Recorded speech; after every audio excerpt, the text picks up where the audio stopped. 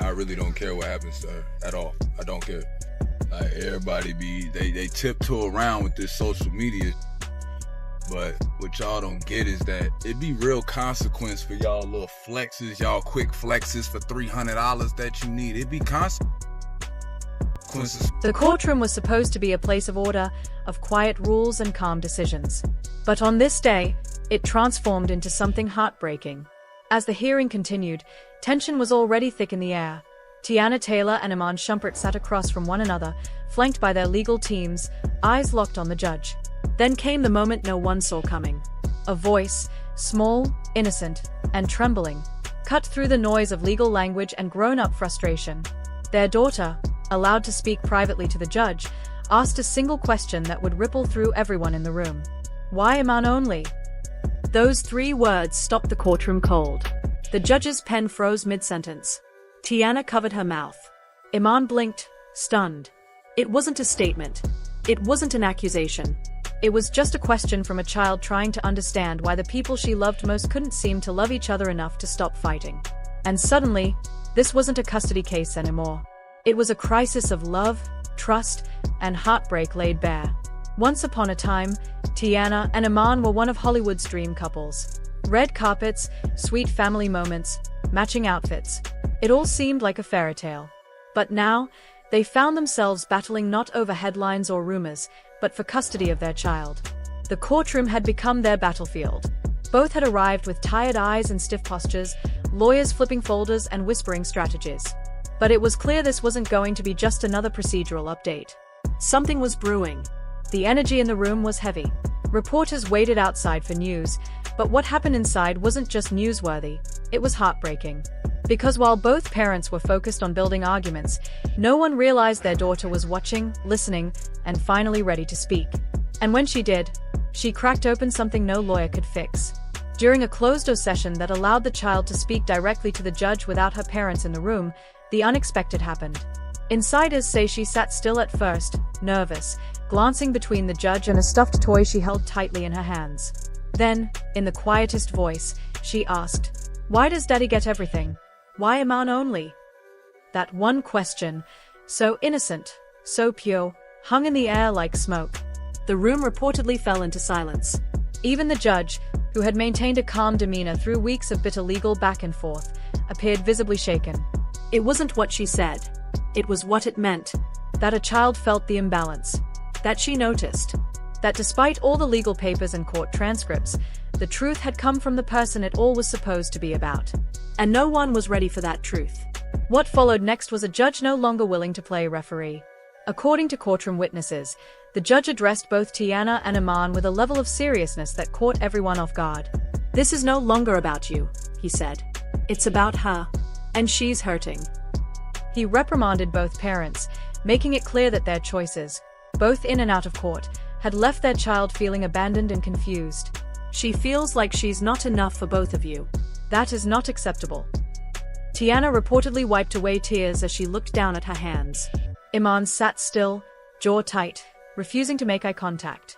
The judge's tone was raw and direct. It wasn't about winning anymore. It was about repairing what had already been broken. That moment shook the entire foundation of Iman's case. For weeks, he had been pushing hard for sole custody, presenting himself as the more stable and reliable parent. His legal team had worked tirelessly to paint him as the secure choice. But that one question from their daughter changed everything. "Stability doesn't mean exclusivity," the judge said, reminding everyone that a safe home isn't a one-person job. Iman's lawyers tried to pivot, downplaying the emotional impact, but it was too late. The damage had already been done. The image of Iman as the emotionally grounded parent had cracked, and no amount of legal polish could fix what his daughter's words had revealed. In response to the judge's reprimand, Teyana's attorney stepped forward with a statement that turned the room on its head. They claimed that Iman had been actively preventing Teyana from seeing her child, blocking her visits, avoiding communication, even refusing to open the gate to his home when she came by. "She stood outside for over an hour," the attorney said, voice rising. "And no one answered. He's not just keeping the child, he's trying to erase her." A collective gasp echoed in the courtroom. Teyana didn't speak, but her eyes said everything. Iman immediately shook his head, denying the accusations, but the court felt the shift. The narrative had turned again. and it wasn't in his favor. Outside of the courtroom, the story took on a life of its own. A short, blurry video appeared online. A child's voice, soft and heartbreakingly clear, saying, "I love mommy and daddy. Why can't they just stop fighting?" The internet exploded. Though the identity wasn't confirmed, fans believed it was Teyana and Iman's daughter, and that was enough. The clip was shared thousands of times across TikTok, Twitter, and Instagram. People weren't just commenting, they were begging. "Please, for the child's sake, end this war." Fans tagged both parents, pleading for peace. What had once been a custody battle between two celebrities had become something else entirely, an emotional public plea for compassion and clarity. As the media storm surrounding the custody battle intensified, it was only a matter of time before celebrities began to publicly share their thoughts. As expected, Taraji P. Henson broke the silence first with a pointed tweet, "This baby didn't ask for this." Her words echoed across timelines and news feeds, triggering a wave of emotional responses. Others in the entertainment industry soon followed suit, many of them offering similar sentiments. One prominent figure wrote, "The court process is already brutal. This poor child is stuck in the middle of adult wounds." For once, the conversation seemed to shift. It was no longer dominated by the divide between those who supported Teyana and those who stood behind Iman. The focus had moved to the one person caught in the crossfire, an innocent child. The shift in tone was striking. Fans who had once argued bitterly online about who was to blame suddenly found themselves in agreement. Regardless of who was winning, it was painfully obvious who was losing. The child had become the emotional center of the narrative, and her pain, though unseen, felt palpable to millions watching from afar. The drama, once consumed like entertainment, now felt too real, too tragic. It wasn't just a courtroom battle anymore. It had become a symbol of how adult conflicts can engulf and scar the lives of children. The noise, the finger-pointing, the media spectacle, it all seemed to fade into the background, replaced by a quiet but heavy concern for the child's emotional well-being. That evening, as the day's headlines swirled online and speculation deepened, Teyana took to Instagram to break her own silence. She didn't use images, music, or flashy effects. Just a plain black screen with white text that read, "Fighting for love. Fighting for peace. Fighting for her."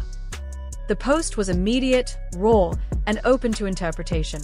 Some saw it as a deeply personal cry, a vulnerable window into a mother's heartbreak. Others questioned the timing and intention. Was it a genuine moment of pain, or another carefully crafted message aimed at shifting public perception? The responses came quickly. Thousands of fans replied, commented, and reposted. One follower wrote, "We see you. We feel your pain." Another responded, "Then stop making it about you. This is about your daughter."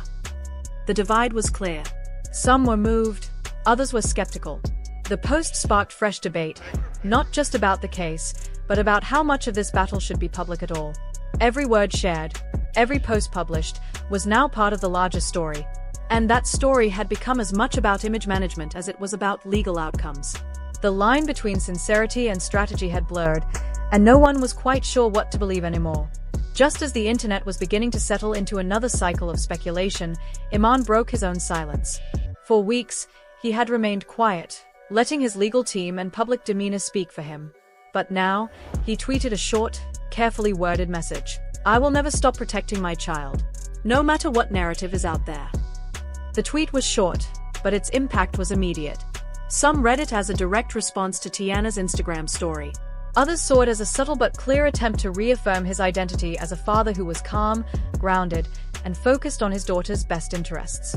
The ambiguity of Iman's tone only deepened the conversation. He wasn't angry, and he wasn't defensive. His words carried a kind of quiet strength that many found reassuring, but others found manipulative. Was he genuinely trying to rise above the noise, or was he trying to control the narrative by appearing noble? The public couldn't decide. Theories began circulating across social platforms. One user asked, "Is this the real him, or just a team-approved version of him?" Another replied, "At least he's not yelling. That counts for something." Every move, every message was now being dissected for meaning, intent, and emotional authenticity.